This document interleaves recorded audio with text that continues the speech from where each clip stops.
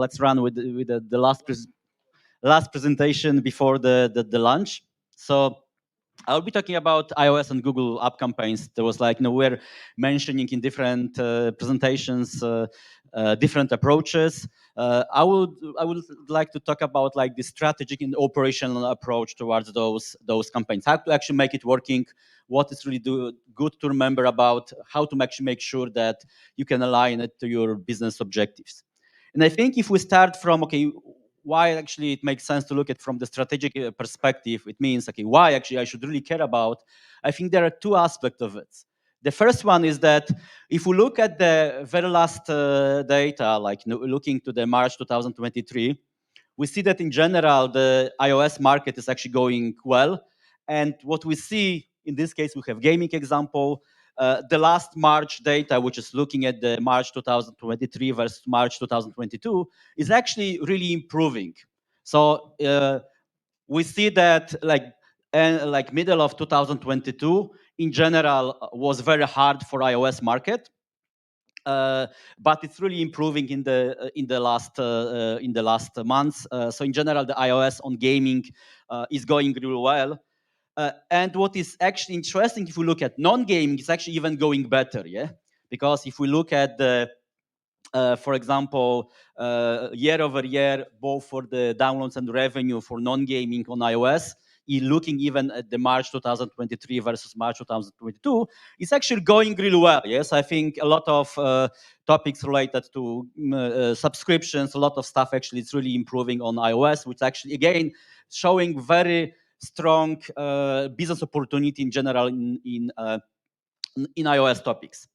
The second part of that equation is that, of course, if we look at even the top countries, for example, about US, when in general was extremely competitive on one side, really big in terms of iOS, but extremely competitive, we see that the last months are actually going really well. So, for example, like March, you see the last this 3% and this 0% is actually March 2023 versus March 2022. It's way better than in the previous months. And then again, it looks even much nicer on the on non-gaming side. Yeah, so this non-gaming in the US is actually growing very heavily. So on one side, we see this strong business opportunity in iOS.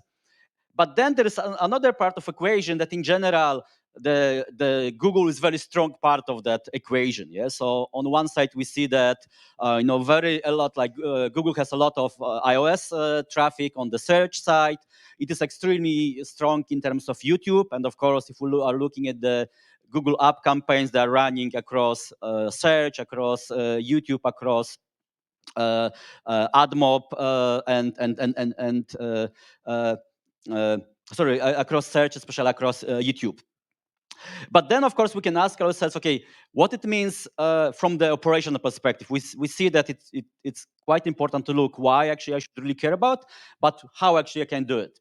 So from that perspective, it's really good to remember that in general, what really ATT changed, it was the case that, of course, this IDFA couldn't be really still tracked if the user actually did not agree for that in terms of ATT, which means that that IDFA can be really captured if we have both the users agreeing for this consent, both of the advertisers app and advertising app as well. Yeah. So both actually apps where that's what is promoted, and then where app is promoted, both actually apps, the users on both apps need to agree for that. Yeah, and it's quite important actually to look at that by the Google perspective, because if we look at the Google, Google is, for example, not displaying the ATT prompt both on search and on YouTube. So there is no ATT, which means that, for example, if we are just using SKAN, if we are just using that data coming from consent data, like the people who are agreeing for that tracking, the Google data will be strongly undervalued, because we don't have that information from Google actually search and YouTube inventory. On AdMob, it's a little bit more complex because then again, it's what is important is the agreement of the user on the app that is displaying the ad. So if we, for example, have let's see the specific game, and then specific ad is displayed in that game for the specific advertiser, both in case of the users who are using that game and users who's actually, so it's both of the user who is like, has the ownership of that game, and that he's displaying that ad actually needs to agree actually for that agreement and for that consent.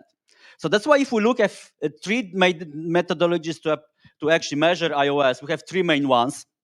And we see like the first one is Google Ads, when we have those modeled conversions, where it's exactly when we are trying to understand based on that type of data we have, we try to understand the performance of the users who did not agree to get tracked.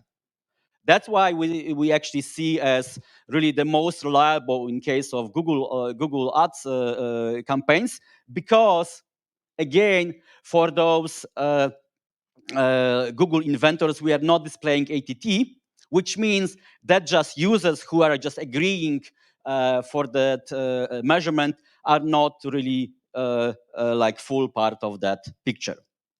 The second one, of course, is SKAN, where we have just like aggregated data coming from Apple, and then of course in case of like any MMP, it's like it can be most relying exactly on those users who are just agreeing to be measured. So that's why actually again we see as the like Google conversion modeling as the most reliable way to really understand the performance on the campaigns of the Google. And how we're actually doing that? We're doing that is just that, again, if we had before this attribution working, that we had just the users who were just like had the information about what actually we saw on the who clicked the ad, who saw that ad. And then we had the second part of, okay, what specific conversions actually were coming from those ads. Of course, now we have that information only for the users who are actually agreeing to share the data. For the users who are not agreed, actually what we can do, we can try to model the data based on the behavior of the people who we know. And how it works?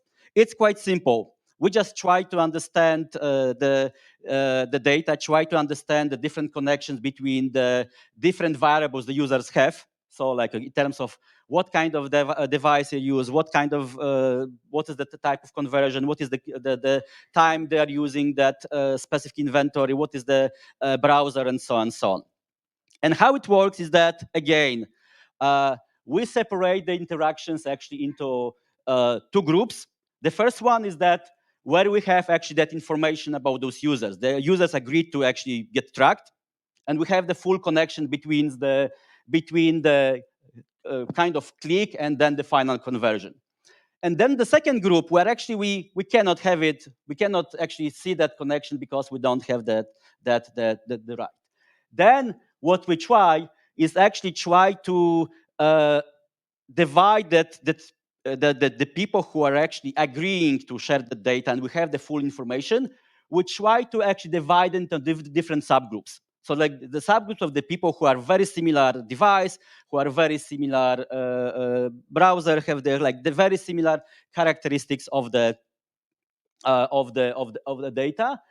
And then we kind of try to compare the people who are actually where we have that information with the people who we don't have that information. And based on that, we try to model the data for the people where we do not have that information, based on the people where we have that information. Of course, to make that model working even better, we even try to actually try to understand how that model is good, which means that if we have those people where we have full information about those users, like we have those connections, we detect part of the data, we detect like part of that money, we detect part of those users, we go over that model that actually we apply for the people where we don't have the data, and then we compare what would happen if those users would be go over the model with the reality. So then we have the information how actually that model was really good versus the reality versus with the data that we really have. And we could use the data, but we just didn't use it because we wanted to check how reliable was actually that data. So that's why actually, if we look at this, whole topics related to iOS topics, again, we believe that all those topics related to data modeling, to data convergence automation is really the future and really important part of the optimization for Google campaigns. And actually, being honest, they're actually more and more important part of that in general, the gaming, non-gaming industry, part of the performance marketing, because if we want it or not, users are very concerned about privacy, which means that there are like more and more different regulations, more and more different topics where actually those privacy topics will be restricted, which means that like advertisers and platforms need to learn more and more actually how to actually understand the data, having still in mind the privacy of the users. So then, if we look at okay, what are possible like approaches and methodologies towards this measuring iOS performance? Again, we see that of course you can look at like all those three sides. We do not even recommend actually to compare them with each other because there will be always discrepancies, always some difference in terms of where like those differences are coming from. Victoria was talking a lot about that. That are like different reasons that could be coming, and we see that of course there are like a lot of different. If we even compare, okay, what would happen if we look at the conversions before ATTT? Of course, we have some information about the users who are giving that, I would say, agreement to actually measure and track the data, who are actually agreeing to be tracked. But there is a lot of users actually we cannot find information about, and we can just try to use that data modeling to understand their performance. Of course, at the end of the day, we can use the SKAN data, but then of course that they will be having this challenge around this conversion window that is very short, and then sometimes some specific thresholds related to the data and so on. Or of course, like even if we look at some MMP approach, when we don't have any conversion modeling behind, we have just pure information based on the IDFA, then of course it's just based on the people who are just giving the consent towards the advertising. And of course, again, those differences between those methodologies can be really, really high. Coming, of course, that still, for example, like web to app, still is not tracked in SKAN 3.0.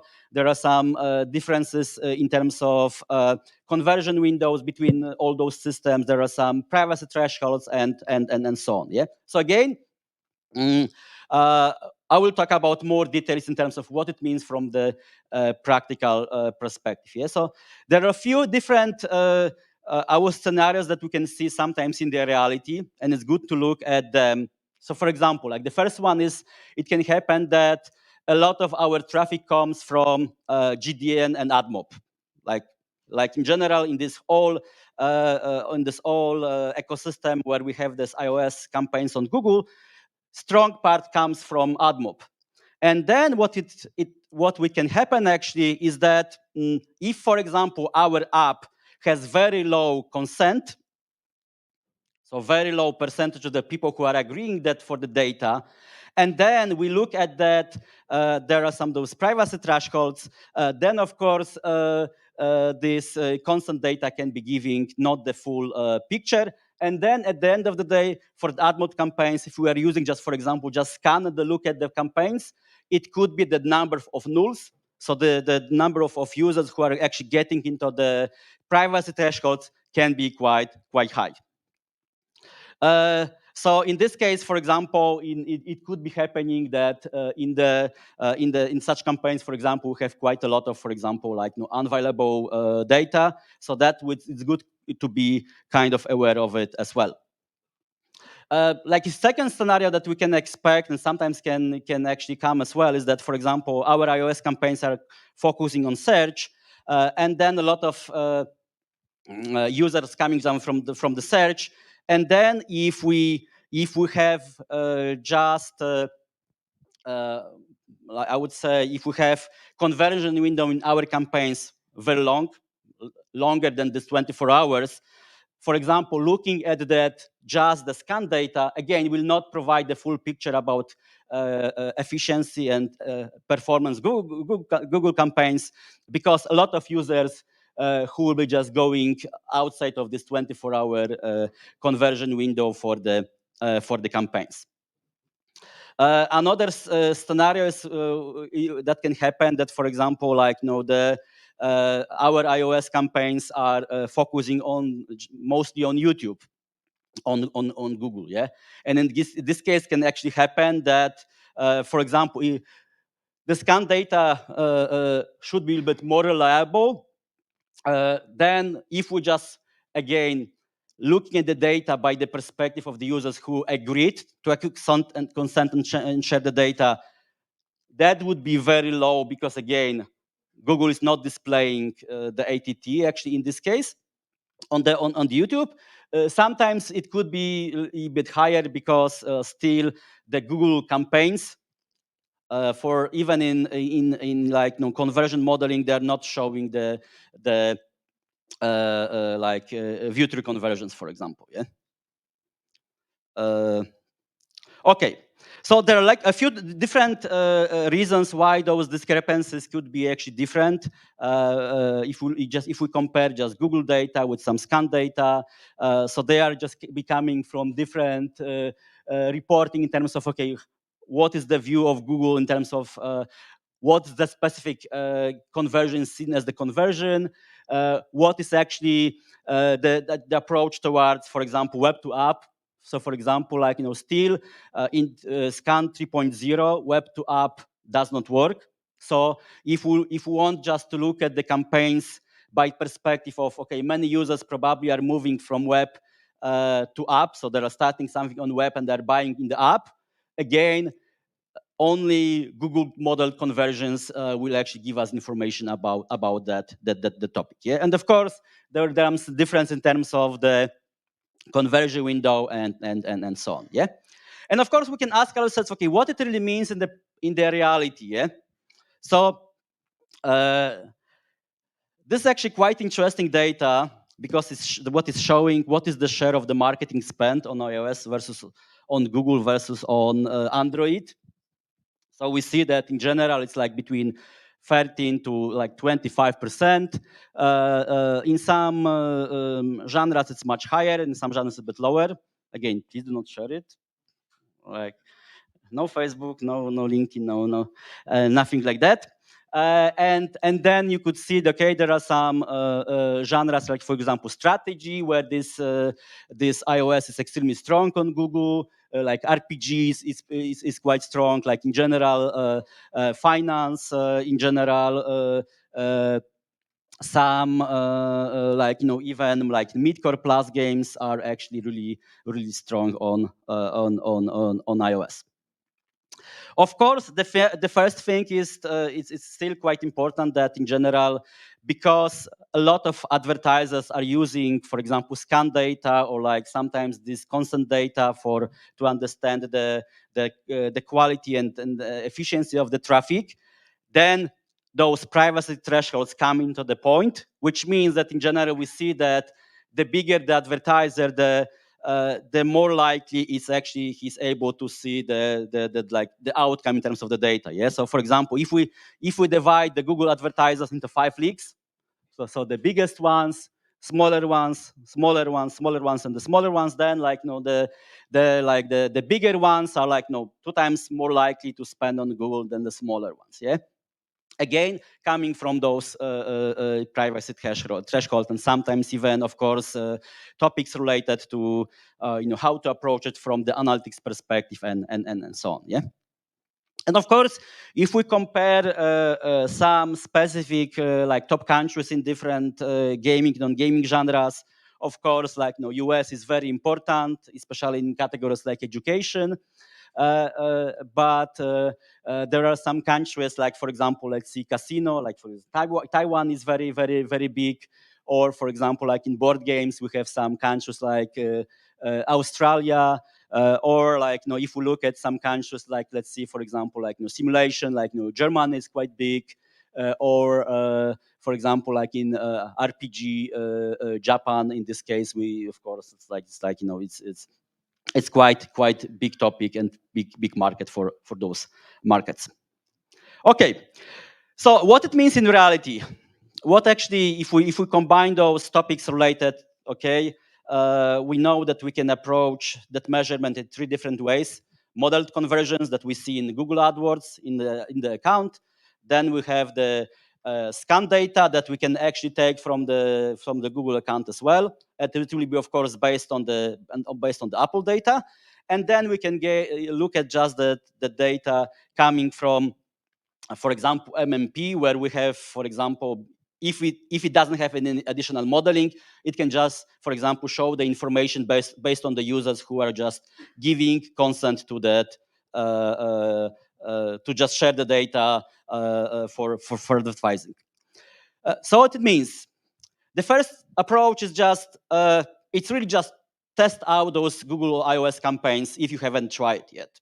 So, of course, in some cases it's not the easiest, but there is very interesting case, and we have quite a lot of similar cases, like in this one in Fun, like from Fun Plus, where someone was thinking, okay, the Google is not really good for iOS. I'm just focusing on other channels. They just didn't try it. Yeah, they just try it, and actually they saw that actually the performance it's not so really bad versus the other channels. Actually, that it really works well for the specific objectives. So. And of course, sometimes those experiments can be done in the way that we maybe turn off some like additional channels in the specific geo. We just focus on the specific geo. But in general, we test those iOS campaigns if we haven't done it in the past. The second, and then a similar case coming from Korea, but again, we have quite a lot of similar cases where exactly, again, the main thing was someone haven't tested those campaigns at all, try it, and then actually it works pretty well. Then, of course, in this case, we can try to learn how to use this SCADNet data. For example, looking at, okay, in some cases, we have a lot of users, a lot of data that is not available. Because of the privacy thresholds, we cannot have the information about them. So, for example, in this case, even from that equation, we just try to exclude those users to actually understand what should be the CPA of our campaigns. How in this case, so for example, in this case, we had 100 conversions, and the percentage of null values was 6%. So then, if our typical CPA would be $100, if we take into consideration number of nulls, that we believe the users in that bucket should really behave similar as the users who were not in that bucket, then actually our adjusted CPA should be around 106. Second approach, it's actually to look at the traffic. Yeah, I think especially it's something that I see in case of either the companies that are less sophisticated in terms of analytics, or the companies who have some challenges around the privacy. This is actually nice example from the Kids app, where we had the case where the company couldn't track a lot of topics. So what they were just trying to understand the value of the iOS campaigns by just okay, I started the campaigns, and then I started to see how, for example, my organic traffic behaves in comparison versus with the paid, and vice versa. For example, after some time, I'm just turning off that experiment and see what will comes from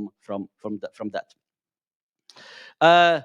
Then the third approach could be just going really deep in terms of like working together with your MMP and with any your like attribution provider to really go deeper in terms of, okay, how I should really use those scan data, maybe how I should really actually compare the scan data, for example, with conversion modeling data or with other source of the traffic to uh, to uh, to understand what actually how actually I should really improve maybe the percentage of the users who are agreeing to share the data, how actually what I can do really to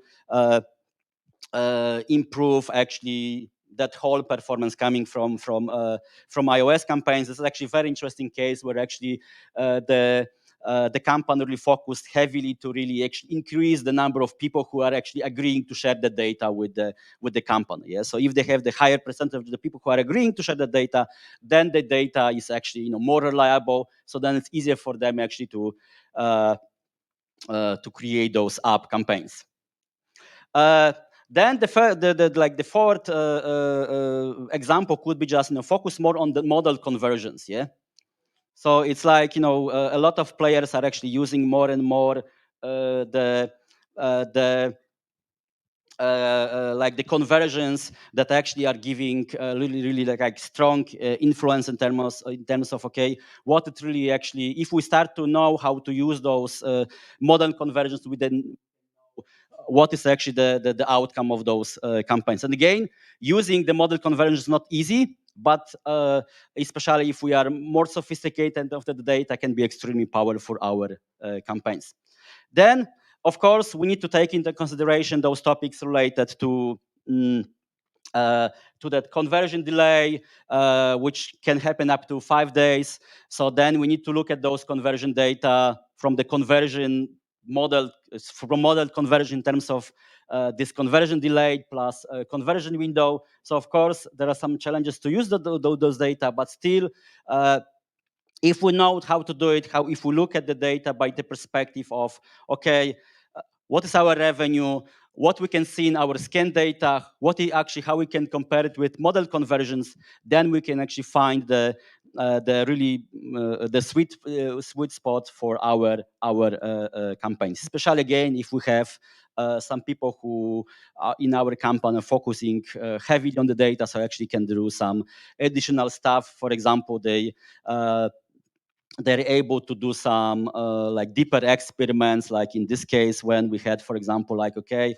let's compare the like the scan data, for example, with Google model conversions. What is actually the outcome from that? Yes. And of course, like, together with that, we can use some like, GeoX or like different other strategies, like, trying to use maybe some like, casual impact approach, maybe some geo experiment, trying to understand what is really coming from that whole Google campaign perspective. Yeah. Then the next model, next thing, which I think is especially interesting for those companies that they have really high share of the sign-in users. We saw some tests actually, especially for those campaigns and for those companies that have extremely high share of the sign users.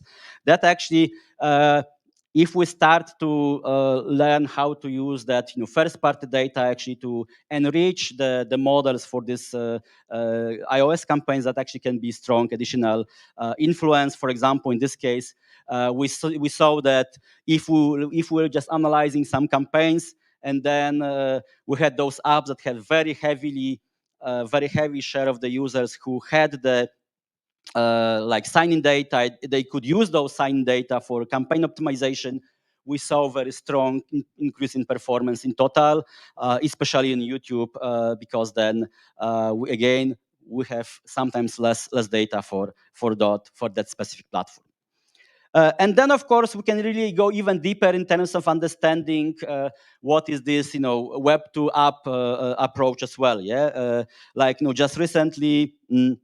Like quite silently, there was like, for example, new small feature called GBraid, which is actually kind of anonymous and privacy kind of safe version of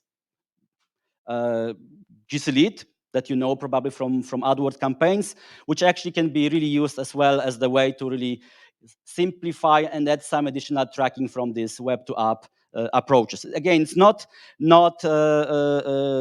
easy, but was just added recently. So in this case, it's just again, it's instead of the G Suite, which is not can be used because that again it's not privacy friendly. Then it was used that can be used instead of it for iOS campaigns. Okay, so finally, what we actually can do more is just, of course, we can really make sure that we don't have more than those 8 campaigns, as like Victoria was sharing. Because if we are using SKAN data, like all those additional campaigns will be just aggregated in terms of the data in one campaign, which of course we don't want. We can try, of course, to adjust some like approaches in terms of okay, not having too many campaigns, not having too many ad groups to decrease the number of those privacy threshold.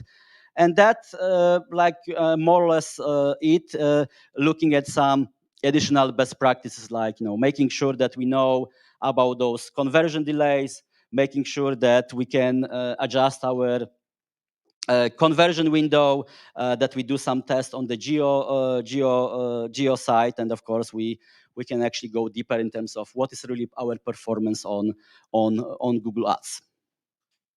Okay, that would be all, because of course at the end of the day, we know that those measurement challenges will be harder and harder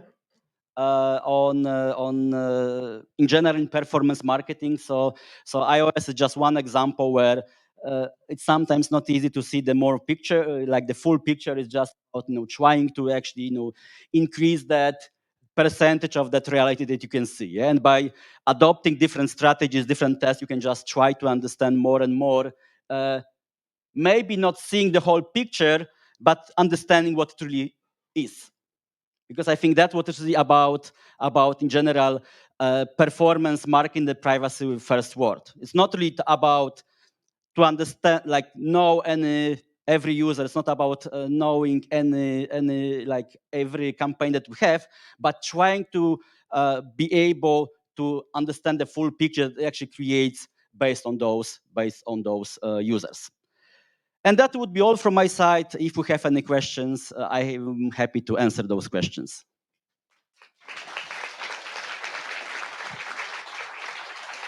I think we didn't kill some ads, some questions. So probably let's actually maybe.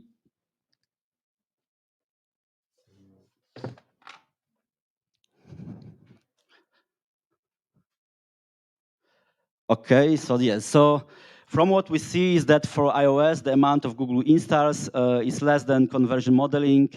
Mm,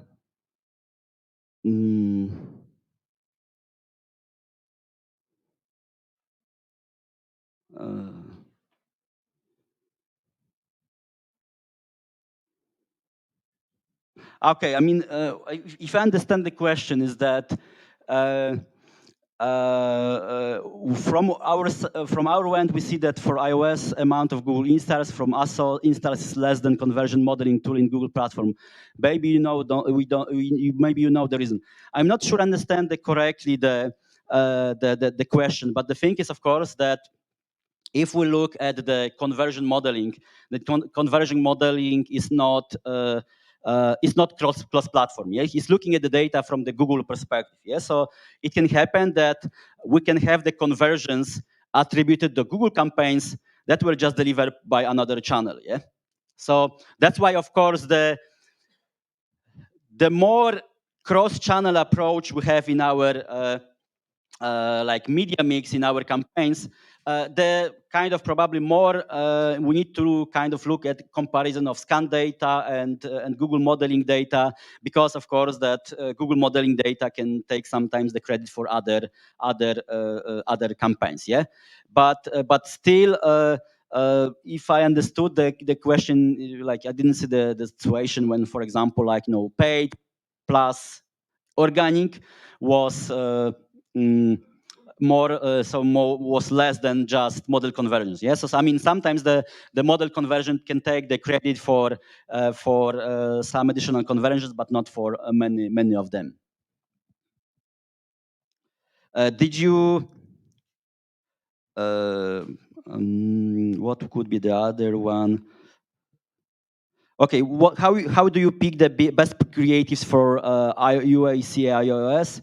Uh, Only by biased conversion or click? Any way to check creative performance at install or custom event? It's actually not easy topic because of course there is some questions related to some